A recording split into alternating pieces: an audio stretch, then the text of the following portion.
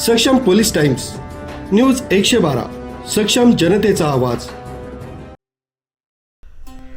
कोटी रुपये खर्च करून जलजीवन योजना राबवण्यात आली, मात्र आजही महिलांना या पद्धतीने हंडाभर पाण्यासाठी जीवघेणी कसरत करावी लागते।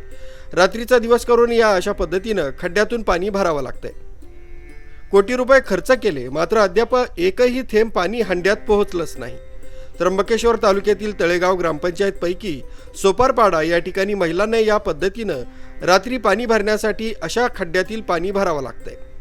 मात्र प्रशासनानं या आदिवासींच्या प्रश्नाकडे जाणीवपूर्वक दुर्लक्ष केलंय। याबाबत एल्गार कष्टकरी संघटनेनं अनेकदा पत्र तयार करून आंदोलने देखील केली, मात्र प्रशासनानं झोपेचा सोंग घेतलाय। या ठिकाणी जनजीवन योजनेचं काम गेल्या 3 वर्षांपासून सुरू आहे, अद्याप ते काम पूर्ण झालं नाहीये। या कामावर कोटी रुपये खर्च केले गेले, मात्र आजही आदिवासी पाड्यांवर हंडाभर पाण्यासाठी महिलांना कसरत करावी लागते। न्यूज ब्युरो, सक्षम पोलीस टाइम्स, न्यूज 112, इगतपुरी।